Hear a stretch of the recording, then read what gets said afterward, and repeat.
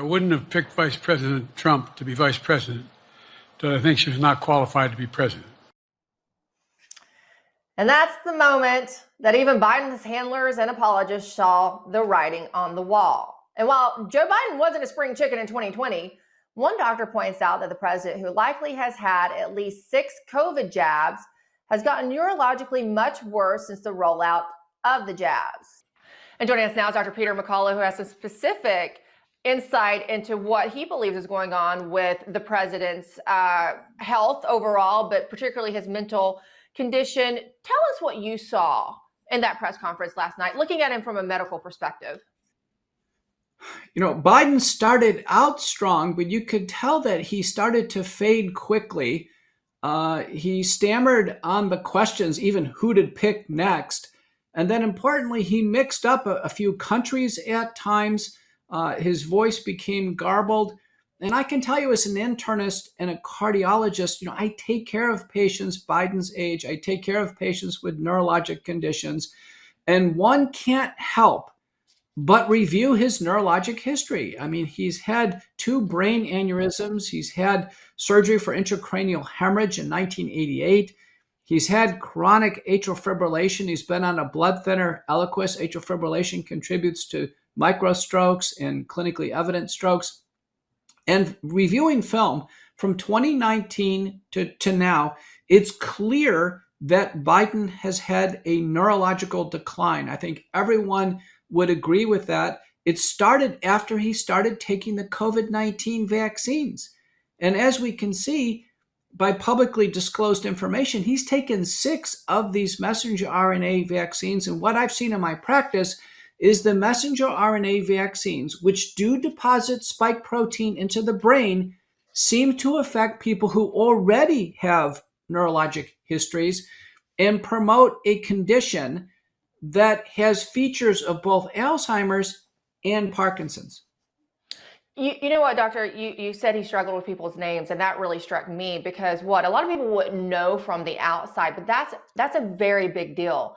Most of those reporters he called on, they've been in those positions or they've been at least one of the networks for years during my time there. And look, after four years, and then Biden has a history at the White House even before then with this press corps, you know all those people. You know all those reporters. You don't have to have a list and a sheet of paper to look at.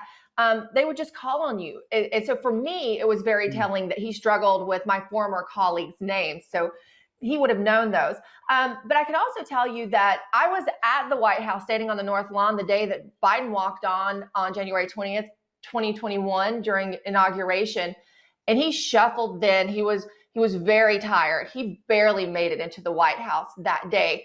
And remember, they kept him behind closed doors and in the basement during the 2020 campaign, so people didn't get to see a lot of what his condition was like.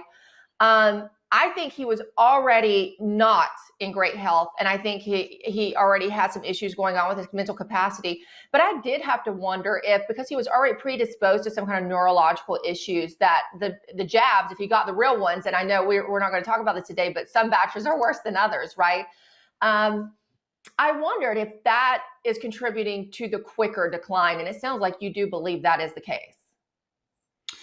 Moritz was the first to describe this in a man in Germany with Parkinson's. He took 3 shots and he had a rapid decline. Now we have a paper out of Korea by Rowe and colleagues, 4 million Koreans with it's a comparative study of vaccinated versus unvaccinated. And those who took the vaccines, elderly Koreans, really took on a risk within a few months of developing cognitive decline.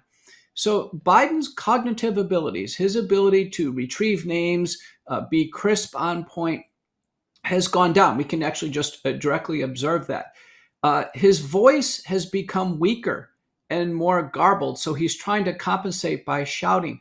You can tell that there is a compensation for this cognitive decline, and that's laughing, almost inappropriately laughing, like he can't remember something. We see that in Alzheimer's patients. Now, on the other side, you mentioned this shuffling gait. He is taking smaller steps.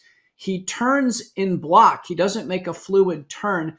And so that is consistent with Parkinson's, but he doesn't have the tremor of his hand, a classical pill rolling tremor. He seems to have relatively fluid arm movements when he's sitting. That doesn't go along with Parkinson's. So it's a blend.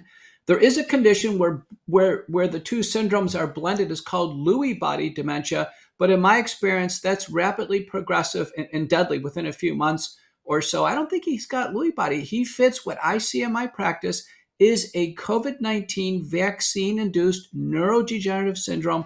I published a paper with Stephanie Seneff and others giving the biologic rationale why some people who take the vaccine, and it's probably cumulative vaccines, and in this case, Biden took at least 6, that is contributing to his decline.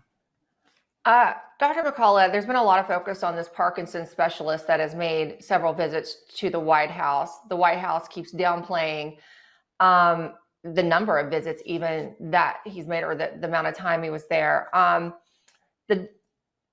With Parkinson's, and also his main doctor, Dr. Kevin Kennard, tried to downplay this. You've looked at the report from Dr. Kennard in detail, correct? Did it give any signs of neurological issues? And what does it mean that he's seeing this Parkinson's specialist? Is that just standard? I've not heard of that with presidents past. Oh, the White House doctor does issue an official public report on the health of the president. And the last one was February of 2023. And you can show it to your viewers. There is no detailed neurologic exam. There is a mention of the development of a peripheral neuropathy, but there's no mention of cognitive decline or Parkinsonian features. And yet they existed during that period of time. And I look back, I think the big change, as you indicated, was somewhere around 2020. His first vaccine was taken in 2020. And he does have this extensive prior neurologic history. When I see patients like him in my office with the family members, usually the discussions are about no longer driving, can't manage a checkbook, shouldn't do cooking on, gas stoves or electric surfaces, methods to try to prevent tripping, falling, hip fractures. We start to take measures, safety measures, because Emerald, what is impending is a health event. So an intercurrent stroke, a stroke could clearly occur with this atrial fibrillation. He's on blood thinners. We know the spike protein from the vaccine promotes blood clots in patients like him, despite being on blood thinners. An aspiration pneumonia, a fall and a hip fracture. I would not be surprised at all if we are told that a sudden health event has now occurred because he is so frail and vulnerable. I wouldn't be surprised by that either. Honestly, I've been surprised based on what I saw the first day of him being in office, personally observed firsthand. I really didn't think the man would make it this long. I'm actually quite surprised by that. And you mentioned you would tell, the family members of patients that you can't manage a checkbook. I mean, think about how concerning it is. Perhaps this man has the largest checkbook. He's in some ways in charge of America's checkbook, and that's just absolutely scary. And while you were talking about the risk of fall, we were playing some footage of Biden. He literally almost fell at the moment. You said that. I agree. I think they know this. I think that in some ways Democrats, and this is my speculation, you're a doctor, you don't have to get into this. Democrats almost feel like at this moment, if he had a health event, that could almost save them, right? Because they're in a conundrum. They don't know what to do. What is the let's talk about the ethical implications of his doctor allowing all this to go on, because clearly the doctors are, his doctor is in on it to make sure he can stay in power. But medically and ethically, that seems unethical. You brought up an important point of saving face. Now, normally the family steps in. When I take care of patients like this, the family steps in and says, listen, we have to do things to make sure our father, our husband is safe and that things are okay as, he progresses in his senescence. Here, Joe Biden has doubled down. Hunter Biden is not of any help here. And now other Democrats, even Hollywood figures like George Clooney are, trying to aid here in developing insight. One of the problems we see is a lack of insight. Biden cannot see himself declining.